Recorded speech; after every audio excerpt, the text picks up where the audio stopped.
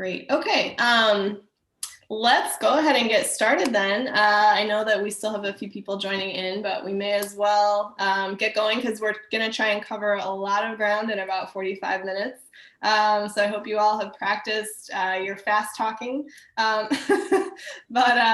if you don't know me, my name is Kate Lotz, and I am the Associate Director at UnivAssist.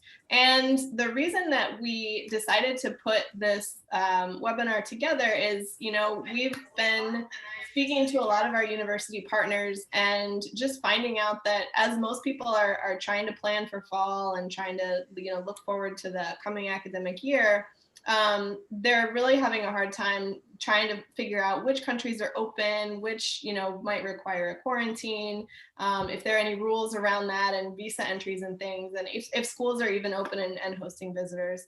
And typically we at UnivAssist do an annual recruitment survey around this time of year every year. But again, in talking to people, we just found that because the situations are so different geographically, we thought we would kind of use this as a starting point for the year, as universities are really just looking to understand what's happening in different parts of the world better, so that they can better help students. And the idea is to get you guys, who are the on the ground experts, to be the eyes and ears to better help students, so that the universities can really kind of get this free flow of information right from you directly. So on the panel today, we're super excited to have 5 counselors from 5 different regions geographically, and I want to start by thanking all of you for coming at all different hours of the day. I think Carl wins the prize for the latest at night. So thank all of you for making time to do this. So we have, and I'll let each of you, as you start out, if you can just quickly introduce yourself as well. But just as an overview, we have the slide here. We have Henrik, who's at School of Nations in Brazil. We have Malin at GEMS International in Dubai, and Arsene, who's the high school counselor at Educode in Togo, and Shilpa at Oberoi International School in India, and of course Carl at KIS International School in Thailand. So first, we'll have you all just kind of start out by giving a high-level summary of the situation in your country overall, and just kind of broadly what's going on. If you know sort of more of a region, if you can give us more updates on your region overall, that's great. If your information is more specific to your country only, that's great. But just if you could take 2 or 3 minutes and kind of try and hit these points of, how are things overall in the pandemic in your region? Are your schools virtual or are they in person? And do you expect that to change, going into the fall? And just, again, at a national or even a regional level, have there been changes to exams or to the timelines? So Henrik, I'll let you kick us off. Hi, thank you everyone. It's great to be here with so many good people around me, and I hope I'll have a good introduction, Kate. I tried to practice my fast speech. Let's see if I can say that. So I'm Henrik Opreia. I've been working as teaching and learning coordinator at School of Nations here in Brasilia.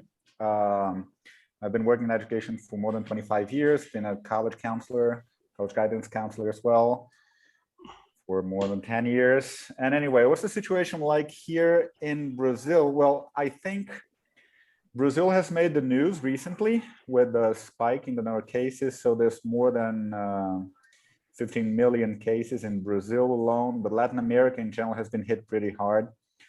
Brazil has hit the mark of more than 420,000 deaths by COVID-19.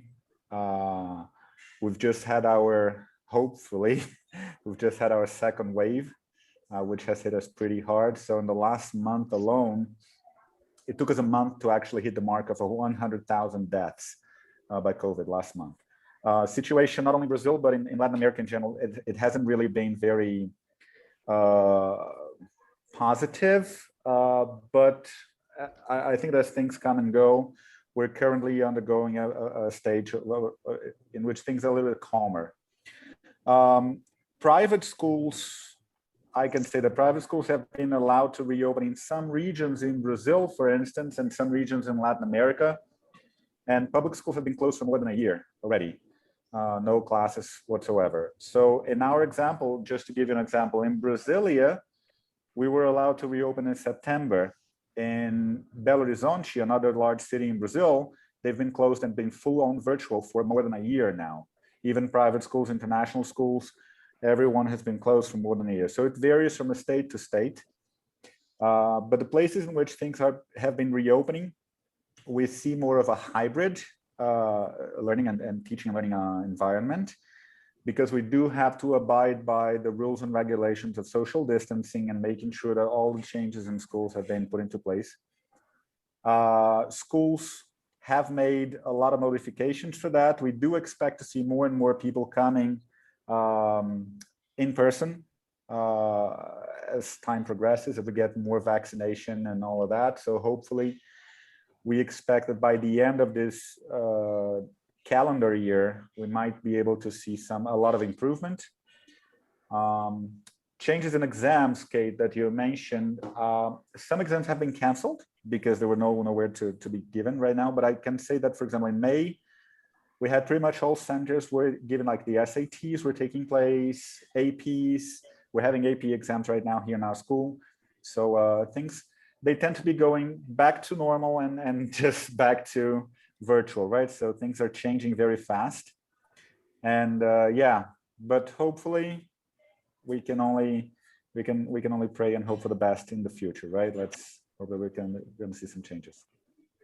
Absolutely. Thank you, Henrik. Malin, how are things in the Middle East? All right, so I'm obviously in the UAE, and I think schools here, the government authorities are really dictating, and there's a private school authority and the public school authority. They're very much dictating what learning can look like. A lot of schools are operating more or less as normal. We've been in person all year. You could say it's a bit of a hybrid. Students are out of school by parent choice in some cases and have been out all year. Other students are coming and going, as they become close contacts, for instance, or if they become ill.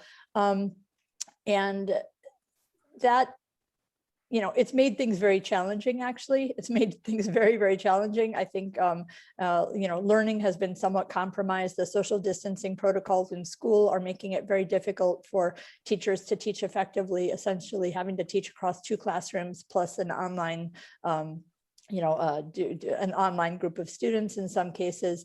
Other schools have handled it differently, where they have the A week, B week, so students in and out of the building. Colleagues in Qatar have told me that they have allowed students to be in the building at 30 to 50% capacity. Currently, everything is online in Qatar, and after the Eid holiday, they will go back to 30% capacity. In Morocco, both public and private schools are operational, but of course have had to shut down based on COVID numbers, I guess. And in Egypt, recent restrictions have basically forced everybody online, although I think there are some the hybrid model as well. And let's see. Basically the schools don't have any autonomy. It's really flavored kind of what the school year has looked like in terms of allowing visitors. All university visits have been online. Our students have been attending fairs online the length of the school year. I recall early in the year that there was 1 fair in person and online, a hybrid model of sorts in Dubai, but we haven't seen anything like that since. I know that some I think a lot of reps are chomping at the bit to get abroad again. I know some reps have been visiting Dubai, and perhaps they've been reaching out to counselors outside of school channels in a sense. I don't know if they've been holding meetings with counselors outside of the building, but inside the building, to my knowledge, it has not been allowed. Our students prepared for the IB exams over, during the length of the year, of course, but also over their spring break, only to come back and find out that their exams were canceled. So we, of course, have some concerns about, what that's going to look like for our students who didn't have the benefit of several months of additional time to kind of, you could say, polish their internal assessments and so forth. And just in terms of the vaccination situation here, it looks like about 40% of the UAE population is currently vaccinated, and they've extended that to 16-year-olds. So, that's great for the schools. And I personally, I have felt very safe in the building all year long, because I think that the protocols in place have been very, very smartly devised. So that's where we are for the moment. Thank you, Malin. Arsen, how's Togo? How's Africa overall? Yeah, hello everyone. Thank you so much. And I could say that at the beginning, the situation was a bit difficult for Togo because we could not move to online classes because of the unavailability of the technology. We do not have the appropriate technology to move online. So we closed at the beginning. But very quickly in October, November, we resumed with in-person classes. So currently all the schools are open and classes are in person. So we are currently preparing the national exams, which are going to take place very soon in June and July. And I have also tried to reach out to some of my friends in the region, like in Zimbabwe, Kenya, Ghana, and Cameroon, but most of the schools that have started have resumed with in-person classes, and things are moving well, but the cases are relatively low. Here in Togo, we have around 1,000 cases, active cases, but basically in the capital, due to the fact that a lot of people are moving a lot in the capital, many people are traveling. But when you take the situation inland, we do not have many cases, and people continue doing their business, but with the respect of barrier measures. So for the national exams, the Ministry of Education was obliged to readjust the calendar of exams because we didn't resume at the appropriate time due to the pandemic. So very often the exams are being taken around May and in May. But with the pandemic, we have been obliged to push the exams up to July, August. So this is roughly things about Togo and about Africa. Thank you, Arsen. That's really good to know. It seems like we're hearing kind of a mix now from all different regions of the world, comparing Brazil and the UAE and Togo. So Shilpa, you're next. Obviously we all have been seeing a lot about India in the news in the last few days. And so I want to thank you, especially for taking the time to kind of let us know how things are with you.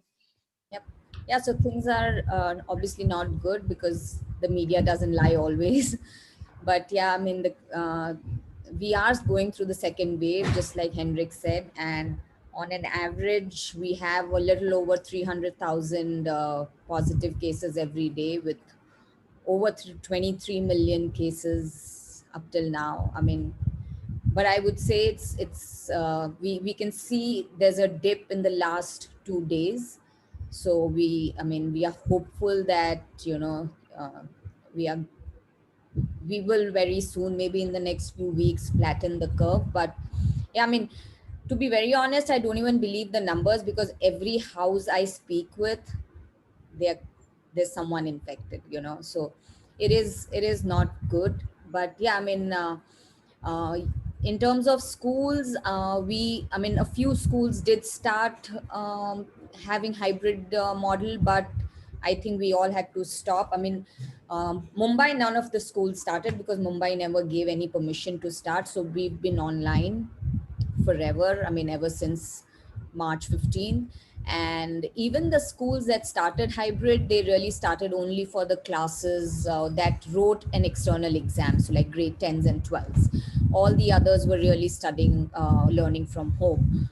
I've also heard that schools in Mumbai do not plan to open in the first semester in the coming academic year. right? So there have been schools that have already declared that we'll run online till maybe November or December. So, you know, that's also been news. Obviously, our school hasn't taken that decision yet, and we will totally go by what the government says. But I know that even those conversations are happening, looking at what the numbers are currently.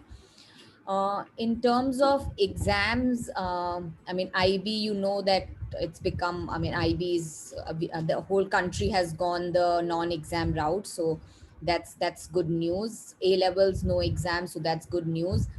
Our national boards have unfortunately delayed the exam. So they haven't canceled the exam for grade 12s, and they've delayed, adding up too much pressure on the students, right? The students do not know whether they are free or they still have to study for their exam. And they don't want to declare anything until first week of June, and then they will only start exam after 2 weeks. So essentially, I'm assuming nothing before the third week of June, the students will begin to write their exam, if there is an exam. So, and for grade 10s, they cancel the exam, but for grade 12s, these students are really in a fix, you know. So we'll just have to wait and see what happens on that. Uh, Vaccinations started off very well, you know, but now there are no vaccines, right? Because our country opened for ages 18 to 45 without realizing that we do not have vaccine stock. So we are now struggling for vaccines. Percentage wise, about 13% has got their first dose, but about a 3 to 4% only who are completely vaccinated. So that's how it looks like. I mean, looking at today's numbers in Mumbai, I was a little hopeful that things would change for the better. So we're just keeping our fingers crossed. Absolutely. Thank you, Shilpa. We are all keeping our fingers crossed that the news continues to improve out of India. Carl, last but not least, tell us about Southeast Asia. How are things there? It started off so well in Thailand that we are apparently undergoing what should be the third wave. But I need to go back to the first wave to explain what happened. Last March, Thailand and many other countries around here shut down very hard. Our schools all closed. My school should have finished at the beginning of June, but we didn't go back. And we didn't actually go back until the beginning of August. So then from August till Christmas, everything was fine. We were all in. I did 5 or 6 sessions of the SATs. We had lots of people around. And then at Christmas, while we were all away on holiday, something happened, and there were 200 cases in a wet market in a village outside Bangkok. So they locked us down again for January, thinking that would finish that. That was our second wave. And so from last March until the beginning of April, 100 people died in Thailand. And I think everybody got very blasé. But now when I'm listening to people in Brazil and in India with those numbers, we are undergoing what's been known as our third wave. At the minute, we have 86,000 cases. That's all, not a day, 86,000 cases. So today there were 1,900 new cases, another 30 deaths, which has taken the number to about 400. However, we're shut again completely. The SATs have been cancelled, the IB's been cancelled, the APs, as far as I know, have been cancelled. Luckily, the Thai schools did their exams in March, just before the holidays. So at least they got to finish their exams. We're going to have to wait now and get the 6th of July lottery from the IB. But it's a shame, because listening to what's going on around the rest of the world, we haven't got very big numbers. However, we also haven't really locked down. For instance, here, you can't go to a park, but you can go to a shopping mall. And, you know, you think it would be better to let people get out and have a bit of exercise rather than go to the shops. Anyway, so we're a bit worried that what's going to happen, because part of the blasé came in with, because we only had 100 deaths, they didn't feel like they needed to buy any vaccine. So now we have no vaccine. And if it takes off, we're very worried that we could end up with some of these big numbers. So we finished for Songkran, or for the Easter break, on the 2nd of April, and we haven't gone back yet. Thai schools should have started at the beginning of May, but they've put that off till the end of June. So international schools are going with that. But people in the know seem to think that we won't be going back until the 1st of July, by which time most international schools will be finished. And then what else was the other one? Yeah, that's it really. Around the area, Vietnam had almost no numbers. I think Laos had very low numbers, but it is taking off just a little bit, and it's worrying, but nowhere near the numbers that I'm listening to from some of these poor unfortunate people who are in these windows with me. Thank you, Carl. I mean, it really sounds like it's definitely been a bit of a roller coaster there.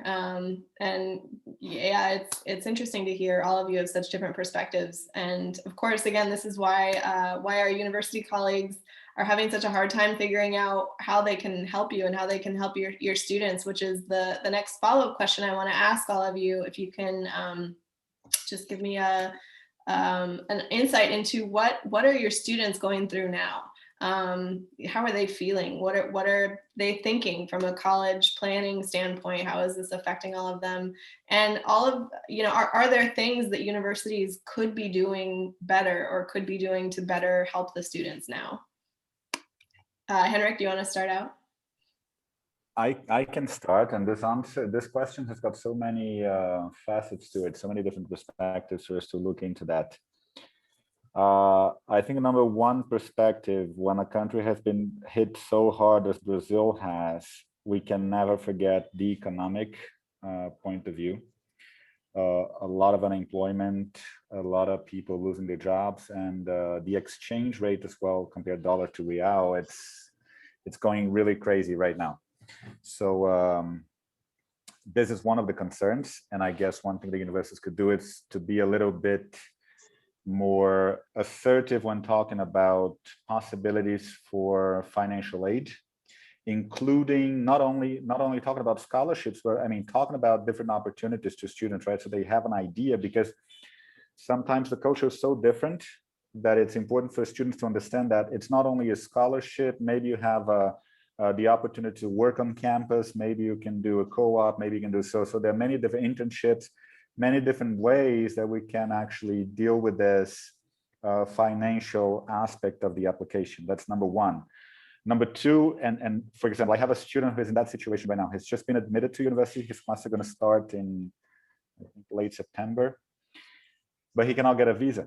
He cannot get his interview to get his visa ready, right? And so I think it would be interesting for universities to also try to set up a way to better support these students who have been admitted, but they cannot go through the process of getting their visa and the documents ready, not because they are not trying to do the things they have to do, but because, for example, the American consulate in Brazil is not actually opening for interviews. So how can you get an interview when you cannot go to an interview, right? So what can be done about that? And I know from this case in particular that the family is really freaking out. They're like, okay, what can we do about it? And so maybe being there to support these students who have already been admitted would be important.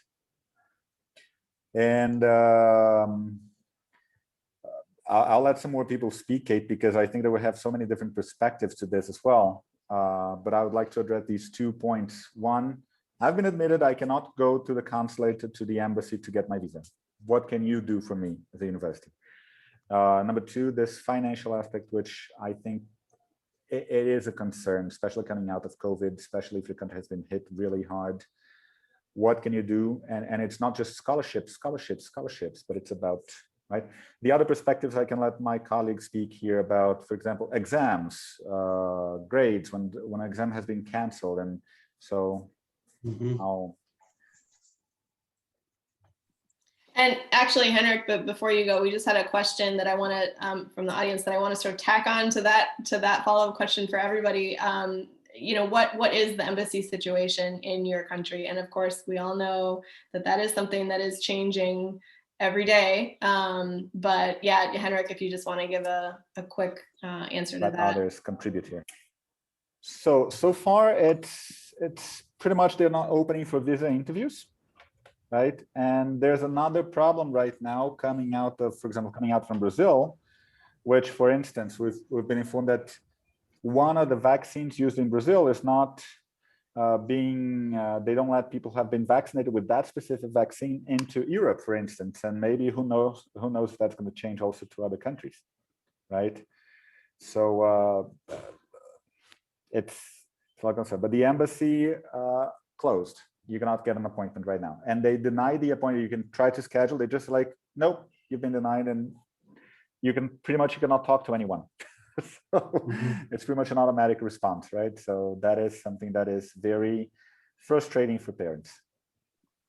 Yeah, that's good to try and understand that. And I see we had another question. Is your embassy hosting emergency appointments? You know, so that of course is going to vary by country as well. Malin, what about you? Okay, in terms of the U.S. embassy here, I mean, they're barely offering services to U.S. citizens. So, I mean, it's quite difficult to get appointments. So I'm not sure actually what it looks like for students, but it hasn't been a concern for me because some of my students that go abroad have American citizenship already. We have very few students going to the U.S., to be honest, this year. But I wanted to point out the idea that like SAT optional is not necessarily a student choice at this point. And I know that, you know, universities, many were overwhelmed by the number of applicants, perhaps because of SAT optional. But in the UAE, we have a lot of students who are quite competitive and would score quite well on the SAT, and they would like to include that as part of their application.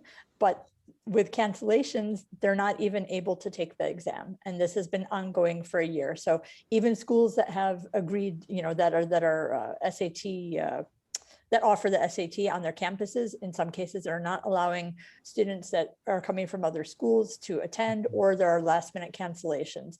So that has been, you know, quite difficult for our students.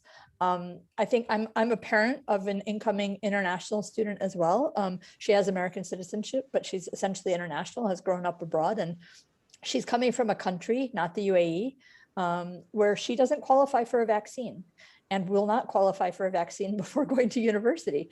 So what is that going to look like for her? I think that students do need to have information specifically about what COVID vaccination requirements will be, and, you know, understand that whether or not they will be vaccinated on campus upon arrival, whether they will need to be quarantined and so forth. You know, overall, I agree with Henrique, and I was going to raise the point about visa timelines and access to embassies, because it's not just uniquely US embassy, for instance. We have students going to many other countries.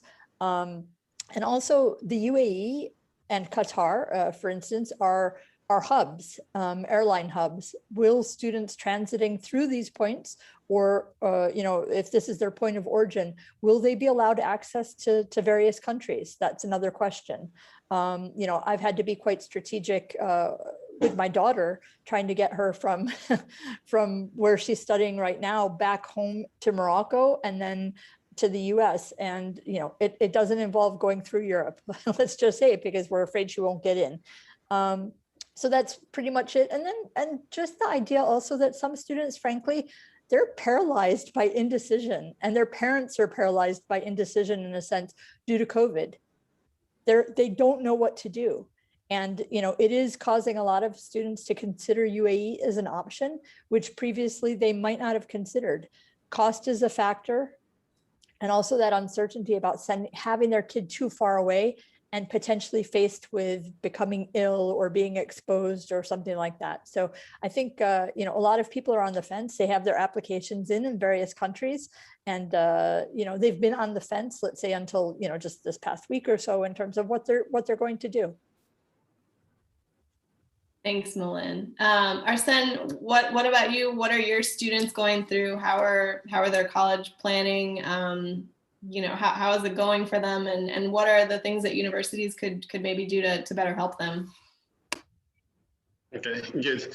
Yeah, with the pandemic, we have to confess that there are a lot of students who are opting for gap year, and many of them are still hesitating in their application. And we have also noticed that there is a decrease in the number of applicants towards US because of the recent situation regarding racism. So there is a great decrease of the number of students applying to the US.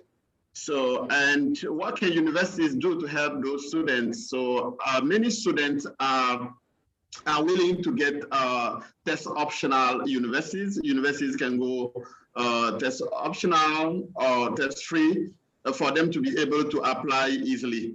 So when I take the case of TOEFL, for example, when it was taken in person and the centers were located only in the capital, and a student who is based in the northern Togo will have to travel like 7 or 8 hours to take that test.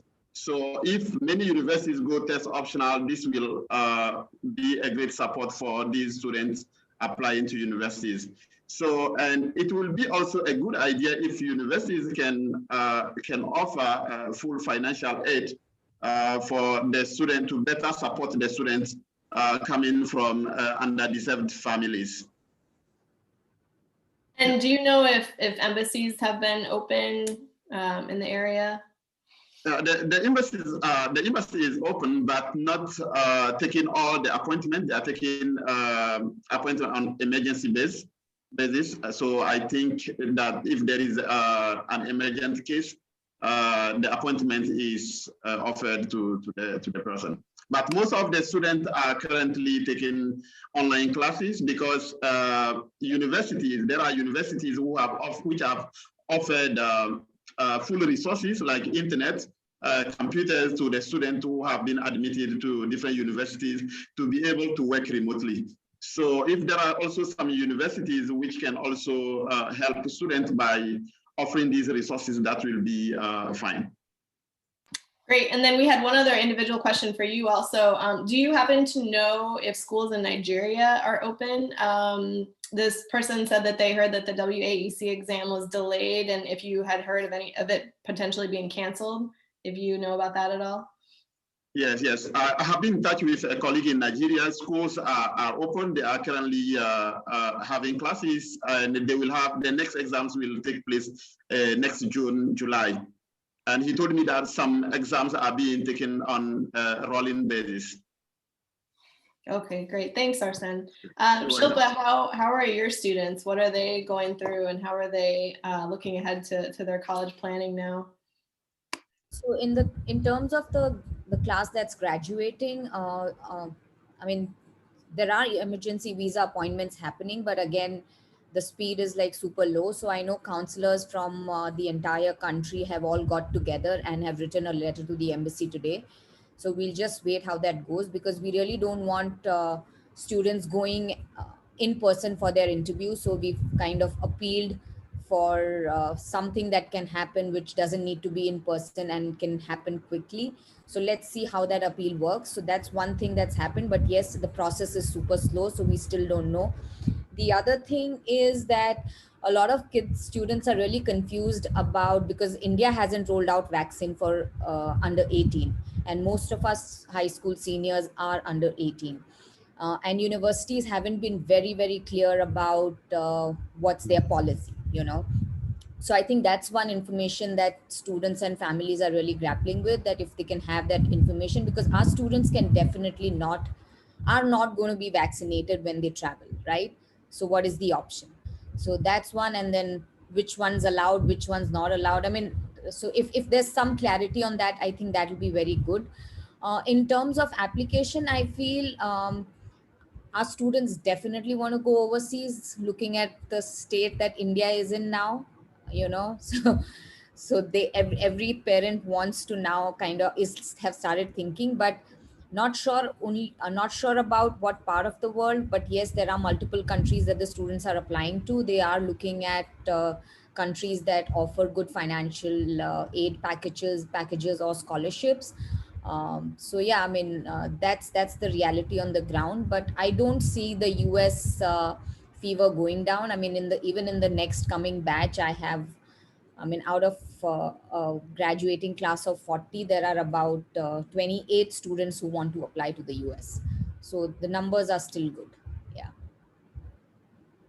Thank you, Shilpa. Carl, how are your students? What are they going through? I think they've had an incredibly hard time because of the exams being cancelled so late. But I've been in touch with them, and you know what, they actually had a vote amongst themselves as to what they would want to do. And there's 47 of them, 9 of them wanted to do the exams, and 38 of them, 38 of them didn't. And I think that's the kind of onus on the ones who wish they'd done a bit more on their IAs now for their international baccalaureate. But, you know, they're a pretty hardy bunch.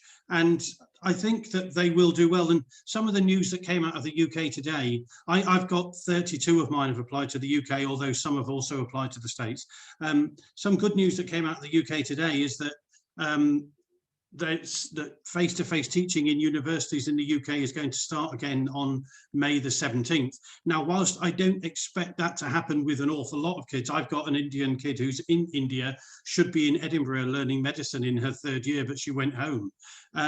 But it probably means that my graduates of this year will go, you know, and will be safe. But Shilpa makes a very good point about, will they be allowed in if they haven't been vaccinated? That's I think the universities could help us with that one. It's something that I haven't really factored in. Other than that, I think that they're worried, but they'll get there. Somebody wrote in the questions, will we be able to give good, what is it, from my perspective, how realistic is it that we'll be able to give end of year results? Because of what the IB have asked us to do, we do our predicted grades at the beginning of May, the ones that go to the IB, and then we've had to send, in some instances, proof of those grades. So I think that we will be able to give very certain grades. I'm not too worried about my American kids because they tend to get unconditional offers from most colleges. What does worry me is what happened last year when the IB gave scores out because of the algorithm that they worked out. In the UK, an awful lot of my engineers and medics missed their first choice because obviously they have to be at the top of their game. Now, later on, when the IB changed it, they got those scores, by which time their places had all gone and the universities had kind of said, you didn't make your scores. So if one thing the universities could do is to give a little bit of leeway this time. I know you can't always do it with medicine and engineering, but these kids have been at school for 16 years and they've worked incredibly hard.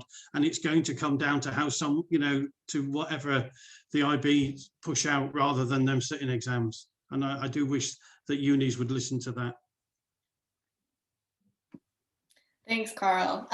So now we have just a few minutes left, theoretically, before we can open for other questions. We're getting a ton of other questions, so I want to make sure to get to as many of those as possible. So I'm going to try and do a couple of rapid fire questions with the panel to close out the questions that I had. The next one is, have you seen a drastic change in where your students want to study? And this could be either from, you know, some of you have touched on this already, whether it's due to situations, political situations in your own country, or maybe health situations in your own country, or in host countries that students were looking at previously, maybe the situation has changed there. So have you seen any drastic changes, Henrik?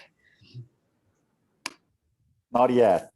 Not in terms of where they're looking into going, but in terms of making their decision, they might make some changes there. They might go for the second or third option instead of going for the first option. If, for example, they're comparing, I'd like to go abroad, but given the situation, given the finances, given the health, the sanitary situation, all that, I'll actually end up just staying in the country, right? So not in terms of where they want to go, but all the fear and all the uncertainty and all of that is actually affecting the decision-making process for sure.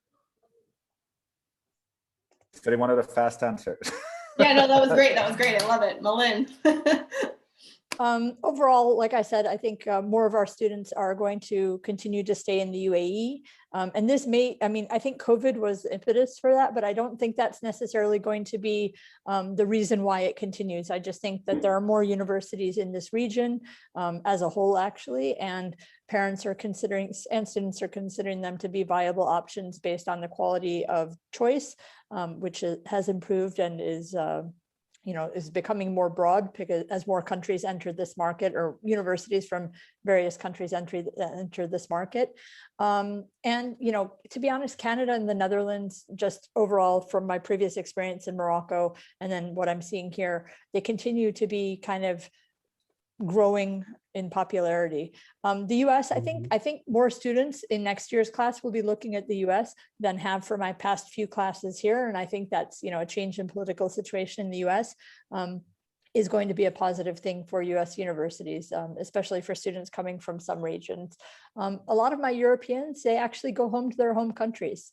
So that's always the intention. They're living here as expats, but they maintain a residence, you know, back in their home countries. And so they go back to Germany or back to Portugal or whatever. And to be honest, just fewer students this year applied to the UK. Thanks, Malin. What about your students, Arsene? Are they looking at the same countries they were before or different?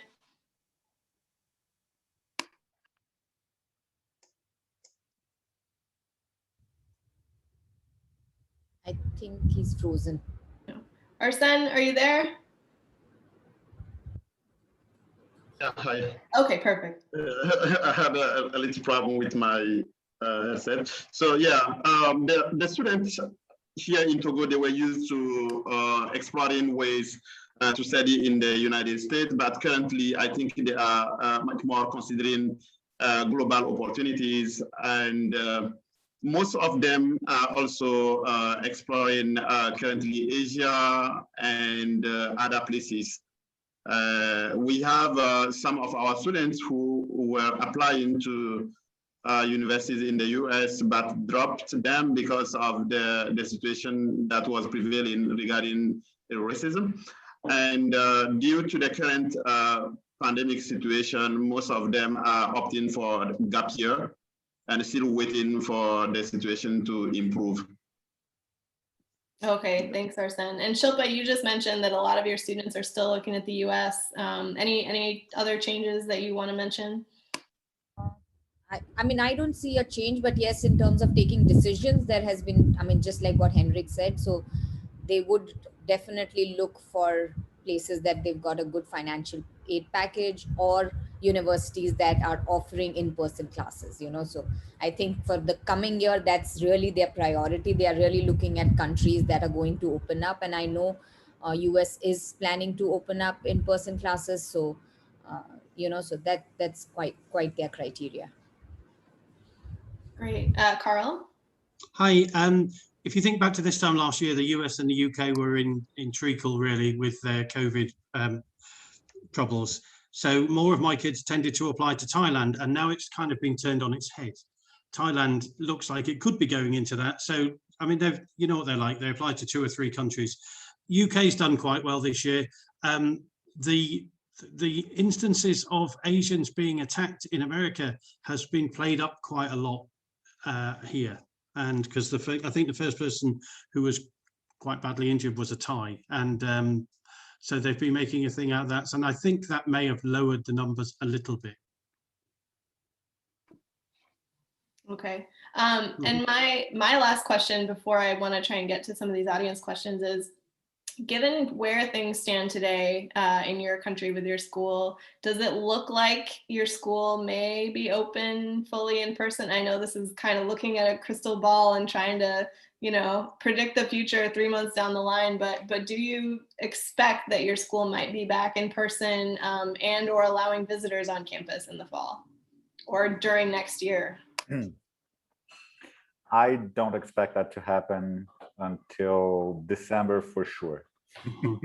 Being very honest, I really don't expect that to happen until December for sure. Malin? So there haven't been any official announcements to date, but actually the rumor is that with the exception of social distancing protocols, which are unknown, we have the idea that they may change for the fall, but in terms of visitors to school, events on school campus and so forth, at least until December, everything is going to be limited. And that, you know, that's a rumor. I can't substantiate that. What about you, Arsene? It's the same thing here. Then things can be clear up to November, December, and maybe starting from January on. Okay. And Shilpa, you were shaking your head. Yeah, not until, because I don't think our population's getting vaccinated until April next year. So definitely not this academic year. Okay. Carl, what do you think? Crystal ball. My heart would love people to come back to school in August, but my head says Christmas at the earliest. I think for external visitors, to be sure. I wouldn't want people to plan to come, because I don't think that they'll be allowed in. So I would, if I was at the other end of this, I would say try and start planning perhaps for after Christmas. Okay, great. So thank you so much. That was bang on. It's 11:45 where I am. So I'm glad that I got through all of my questions. So my responsibility is good. Thank you so much for adhering to the timelines. Now we have some really great questions from the audience. If you guys have a couple more minutes to hang on. Yeah. We've gotten multiple questions about whether students would be open to doing their first semester online versus deferring to the following spring. And again, you know, if they're maybe waiting to get their visa appointments, or, you know, again, you said some of your students are looking at a gap year as compared to all that, but what is the general sense of whether or not your students will be open to doing online classes again? I don't think that they enjoy them very much. And I think that the university, this is only me, obviously, and talking to my kids, but for them, the university experience shouldn't be spent in their bedroom, you know, at Sukhumvit Road when they should be at Exeter or, you know, Ann Arbor or somewhere like that. And I don't know, I think that the ones who can get away will get away, and they want to get away. I agree. I agree as well. I think it's the same thing. I think only if you really, really, truly want to take that course specifically that are going to do it online. And let's face it, it's the same for us. I was supposed to take a course last year until I said, would you like to have it online? I said, like, no. I want to have it in person, yeah. Right? So. Yeah. Great. And we've also had some questions, you know, universities are really hoping to try and figure out a way to not bombard your students with more and more emails and, you know, how many X number of virtual webinars and things. So do you have any advice on how better to help them? Malin, I saw that you noted that you would like to take that question. Yeah, I didn't mention earlier, but one thing that has happened at our school is that they have shortened the school day. So in fact, there is no time, there's no free time to host anything, even virtually, during the school day. So really evening hours and weekends are essential to access like a lot of students. But I think that what works really well is to collaborate with a group of counselors to host events from students, potentially for, potentially from multiple schools. I belong to a big school group, so, you know, we use that to be able to connect universities with a number of schools. But in the UAE, we have a very, very broad and active counselor network, and I'm not limited to working just within my schools group. So I can actually, you know, collaborate with counselors from other schools without any issue. And I think that takes a bit of pressure off, especially for specialized programs that I may only have a student or two that would be interested. For me to host an event with you, I don't want to waste your time and only have one or two students show up. So, you know, being able to bring together students from a number of schools, I think is really helpful. And I, you know, a little shout out to UnivAssist, but the Webifair platform is absolutely amazing. And I think that, you know, that is definite value for the money. So I think those are just my suggestions. I think, you know, it is going to continue to be online. I think, you know, personalized outreach to students once they're kind of in your pipeline and in your sites, I think that will continue, you know, to close the deal. I think that personalized touch really, you know, encourages a lot of students to, you know, to attend your school. But in terms of just, you know, outreach and being able to let the students know about your school, if you guys could come together as a group of universities, that would also help. So, you know, instead of just, oh, you know, I'm a lone university, I want your time, I want your students' time. We're 5 universities and we want to talk to you about liberal arts education, or we're 5 universities and we want to talk to you about what it looks to do engineering, something like that. I think that's a great sell. Thanks, Malin. I see that Carl and Shilpa are also unmuted. Did you guys want to add? Yeah, so I actually spoke with my juniors a couple of weeks back, and I asked them how would they be interested in meeting universities, and they had some amazing advice, like, you know, the Gen Z, right?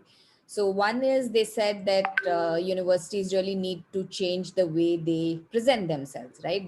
We don't want to see a presentation and we don't want to see one person speaking during a presentation. So they really came up with this idea of having a virtual kind of an interactive platform where there are different booths, right? So everybody doesn't want to know about um, maybe the library or maybe the social life. So we all have different parts of the university that we want to know about. So kind of have special stations.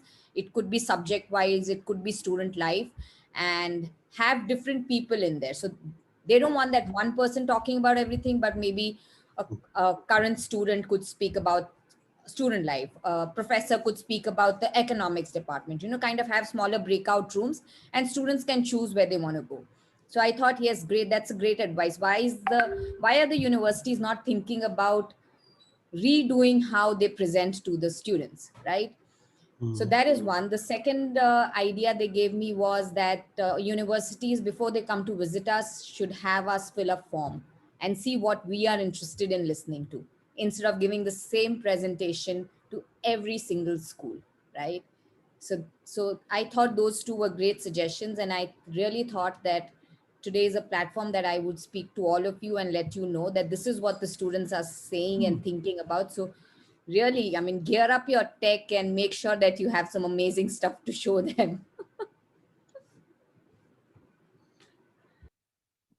That's great. Thank you. And we have been getting a few other questions just asking, do students like this? Do students like that? And I wanted to mention, we are planning to do a student survey. So hopefully we'll be able to get some of those specific answers. But, it's tough for you counselors to say, oh, have the fair on Friday versus Saturday, or, it's because every student also has their own preferences. But not only that, as we've discussed throughout this whole webinar, things continue to be a roller coaster, and what might work this week might not necessarily be what the student wants to do next week.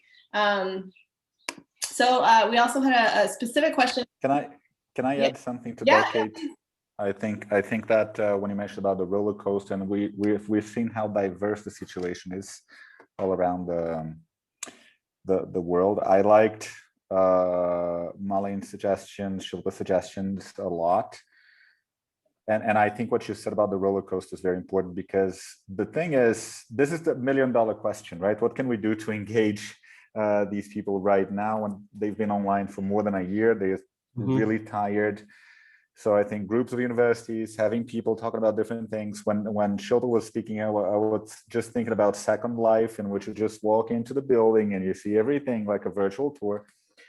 But I think expectations have got to change drastically. So depending on how hard you've been hit, here in Brazil, we're talking about people who are losing their relatives and people who are losing close ones. And you're just concerned about, like, we need the numbers, we need this, we need to see people. It's like, it's impossible for schools to actually organize and arrange that. We're having a hard time getting kids to come to class, let alone go elsewhere, right? So this is something that has been discussed heavily.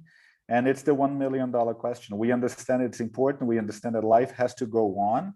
But when you're talking to someone who's been in grief, it's very difficult for you to get that. And they're talking about people who were close to them. So I can think of the top of my head of 3 people who are very close to me who are currently in ventilators in hospitals. It's difficult for me to focus and concentrate, of course. And the kids are going through that themselves. So I think the flexibility, we have to go beyond the discourse and think more creatively about this new life that we're going to be living in for a while. So putting our heads together and understand that situations might change, and we have to learn how to go with the flow, right? And just like, okay, it's changed, right? So because each country is being hit differently and at different times, and it's unpredictable.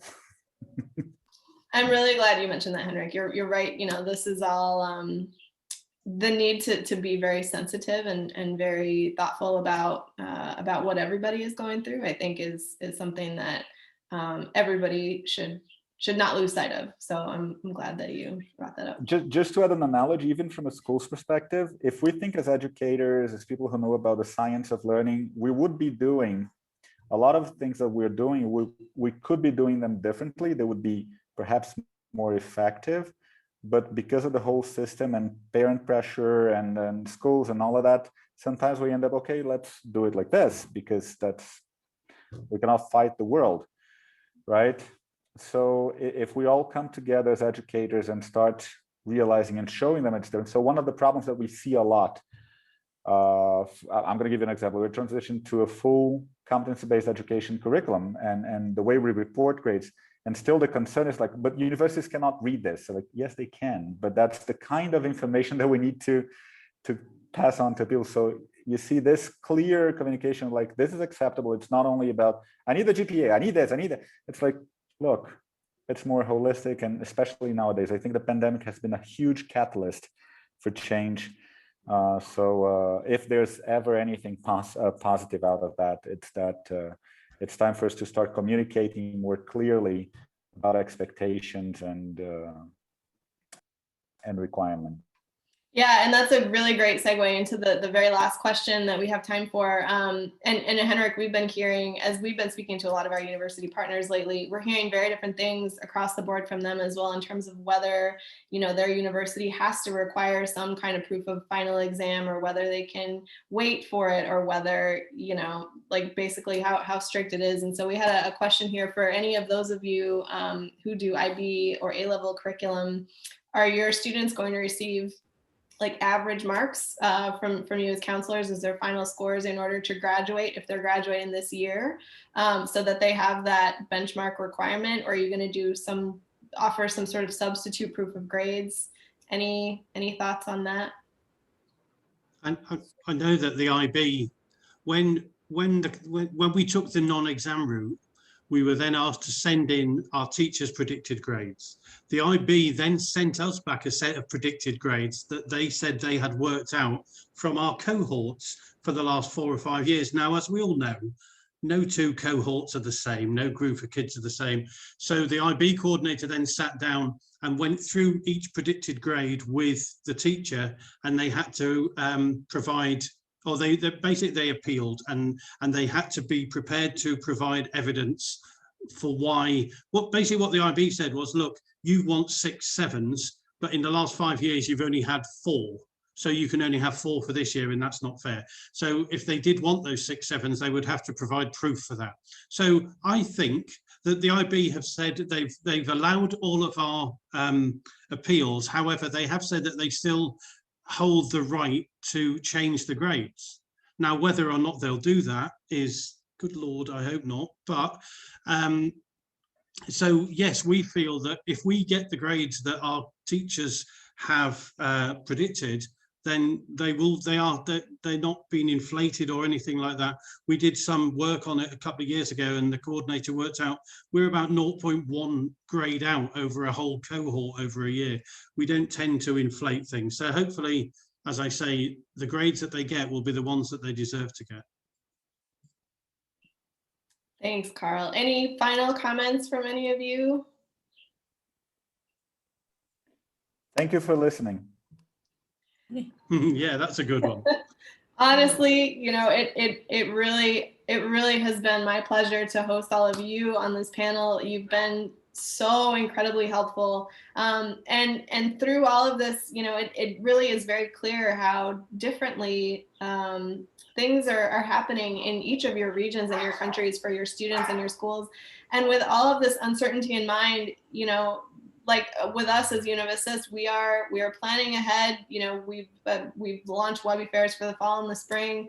We're trying to bring some sense of certainty for all of you, so that your students can still continue to move forward. But hearing about, you know, I saw in the comments a lot of people were saying the tips that you guys have just given of how universities can better help students have been just absolutely amazingly helpful. So, you know, and we're going to continue also trying to help schools organize their college fairs who normally have things in person, and doing whatever we can to help the community get through it. So, but it's been really an honor and a pleasure to have all of you. So thank you again so much for your time. Carl, you can go to bed now. Thank you for staying up. Thank you, Miss. That's very kind of you. Yes, and we will be sending out a recording of this webinar. But yeah, just again, thank you so much. Really appreciate everybody's time. Thanks very much. Bye-bye. Thank you. Bye.